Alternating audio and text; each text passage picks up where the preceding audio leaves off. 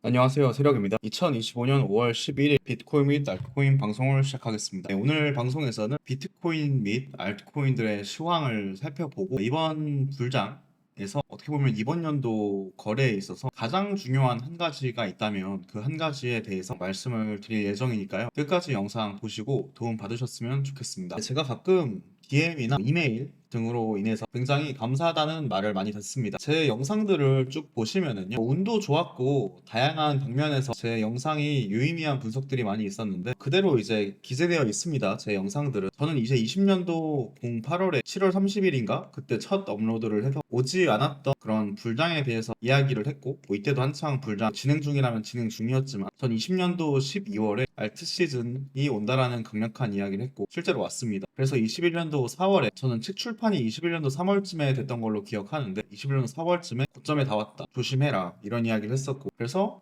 21년도 하반기에는 P2E 불장에 대해서 또 이야기를 했었습니다. 여기서 하나 좀 틀렸던 부분이 있었는데, 전 불장이 22년도 03, 4월까지 갈 가능성이 있다고 생각했지만 이 부분은 제가 조금 틀렸었고 좀 아쉽게 생각을 하고, 그리고 22년도에 모두가 떠날 때 22년도 11월쯤에 오히려 저점에 가깝고 매수 포지션을 취해야 될 때이다 라고 얘기를 했습니다. 그리고 23년도, 24년도 사이에 짧은 알트코인 불장에 대해서 미리 이야기를 했었고, 그리고 24년도 12월 알트 시즌이 끝날 때 불장이 빨리 끝날 것 같다라는 의견을 드렸었고, 그렇게 많은 분들이 또 피해 가셨습니다. 그리고 25년도 4월, 5월 최근에 올린 영상에서 이더리움 저평가 영역에 대해서 이야기를 하면서 알트 불장은 온다라는 영상을 3일 전에 올렸는데, 3일 전에 올린 후 진짜로 크게 불장이 오면서 다들 제 영상을 계속 보시는 분들 따로 연락이 많이 와서 진짜 도움 많이 받고 있다 이렇게 이야기를 해주시는 분들이 감사하게도 많습니다. 그런데 간혹 가다가 뭐 예를 들어 오늘 달린 댓글 중에서도 델리시움은 사라고 했었는데 델리시움 지금은 이제 왜 소치라고 이야기를 하냐 이런 식으로 또 얘기를 하시는 분이 계시더라고요. 근데 그런 분들을 봤을 때 저도 조금 허무하기도 하면서도, 어떤 이 영상을 볼 때 앞뒤 맥락을 살피지 않고 뭔가 델리시움 언급했다고 델리시움 바로 매수한다던가, 아니면은 예전에 올린 영상을 보고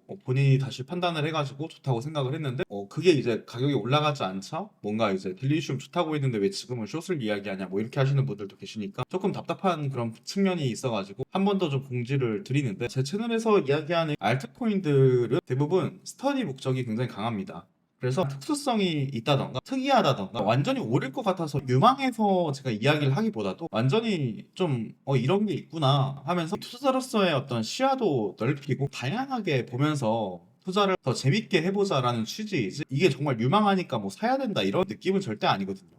그래서 이런 부분들은 한 번 더 제가 좀 강력하게 이야기를 좀 넘어가도록 하겠고요. 그러니까 저는 제가 이 시장에서 나름의 어떤 다른 분석하는 전문가라는 사람들과 비교를 했을 때 저는 절대 지지 않는다라는 자부심을 가지고 있고 노력을 해왔거든요. 그리고 이 시장에서 성공해오던 어떤 투자자들과 대화를 나눠봤을 때도 제가 절대 그 사람들한테 꿀리거나 부족하지 않다는 자부심을 가지고 있습니다. 그런 측면에서 저는 또 지속적으로 제가 가진 능력을 지속적으로 키우기 위해서 앞으로도 계속 노력을 할 건데요. 그런 측면에서 제 영상들을 참고하시고 어떻게 또 사이클을 살피는지, 기본적으로 이 투자라는 게 사이클을 살피고, 그러니까 지금이 상승할 것이냐 하락할 것이냐를 살피고, 그리고 이 시장의 내러티브를 살피고 종목 선별을 하고 매수나 매도를 하겠죠. 의사결정을 하고 그다음 기록을 합니다. 그러고 나서 내가 매수 매도를 잘 했는지 안 했는지를 살펴보고 그다음 기록까지 한 후, 이 기록에는 시황도 있을 수 있고 심리, 뭐 인간 지표, 기타 등등 있겠죠. 이것들을 다시 사이클 첫 번째로 돌아와서 이걸 계속 반복하는 거거든요. 그래서 이걸 반복하면 반복할수록 투자에 대한 어떤 시야와 투자에 대한 생각이 굉장히 깊어지는데, 제가 좀 안타깝게 생각하는 거는 이 시장에서 굉장히 오래 투자를 하셨고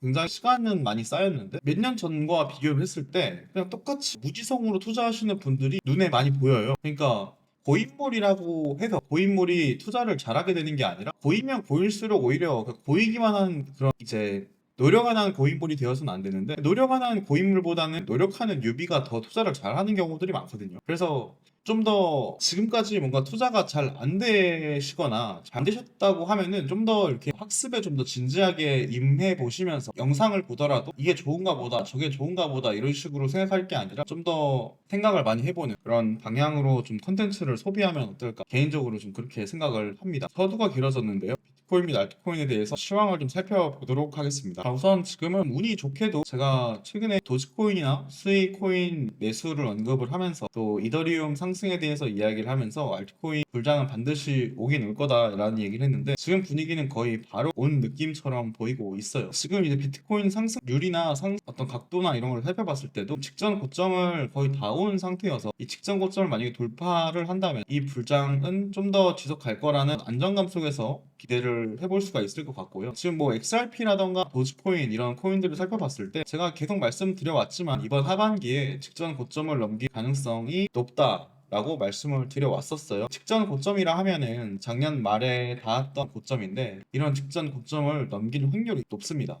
이번 도지 코인도 직전 고점을 넘길 가능성이 있고 해외에서 뭐 유튜브, 해외에서 SNS로 분석하시는 분들 중에 저랑 굉장히 비슷한 관점으로 이렇게 보시는 분들이 많이 계세요. 많이 계시고. 근데 여기서 중요한 건 기울기가 분명히 저는 줄어들 가능성이 높다라는 거거든요. 이거는 XRP, 뭐 도지, 이더리움 모든 알트코인에 해당할 수 있는 이야기고 이러한 전고점을 돌파하긴 하되 그렇게 많이 가진 않을 것이다라는 게 전체적인 제 개인적인 의견이에요. 그러니까 뭐 예를 들면은 수이 같은 코인은 전고점을 돌파하고 좀 더 올라갈 가능성도 있거든요. 왜 그러냐면은 우선 시가총액이 굉장히 밖에서부터 이번 사이클에 굉장히 치고 올라온 그런 코인이거든요.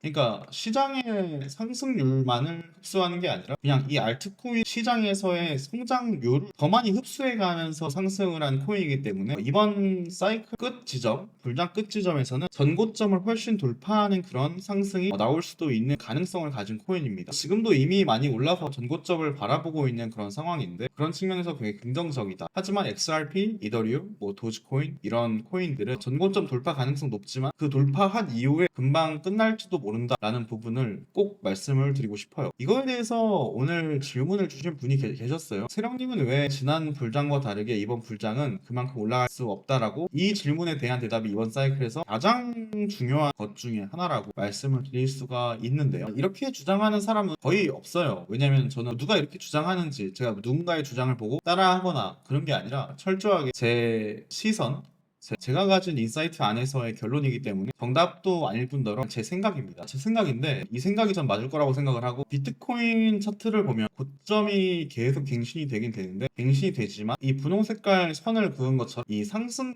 기울기는 계속 줄어듭니다.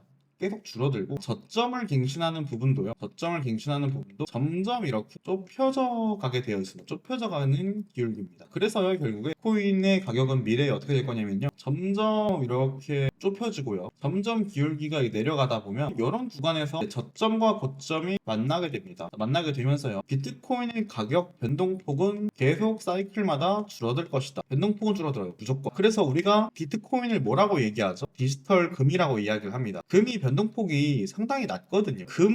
금이 변동폭이 상당히 낮은데 비트코인의 미래가 금처럼 결국에는 가게 되어 있다. 근데 이 변동폭이라는 게 되게 중요한 요소인데 이 변동폭이라는 요소가 줄어든다라는 건 알트코인의 변동폭도 줄어든다는 거예요. 그러니까 알트코인에는 거품이 끼기도 하고 알트코인이 오버슈팅과 언더슈팅이 나오는 가장 핵심적인 부분은 비트코인 변동폭이 크면 클수록 알트코인 언더슈팅과 알트코인 오버슈팅이 많이 나오는 건데 비트코인 변동폭이 계속 줄어들기 때문에 알트코인의 언더슈팅과 오버슈팅의 괴리도 작아진다는 거예요. 이거는 제가 한 2년 전부터 계속 이야기를 해왔고 계속 이야기해온 부분인데 그냥 3년 전부터 얘기했던 것 같아요. 이 부분을 우리가 정확히 이해를 해야만 이번 사이클에서도 알트코인 익절이 가능하다라는 거예요. 그러니까 우리가 이 부분을 체크를 하면서 투자를 해야 자만하지 않고 알트코인 익절을 할 수 있다는 거예요. 요즘에 이제 또 불장을 만나서 알트코인 오래 투자하시는 분들 사이에서는 또 뭔가 본인이 가지고 있는 자산에 대한 애정 이런 것들이 되게 많이 생겨가지고 잘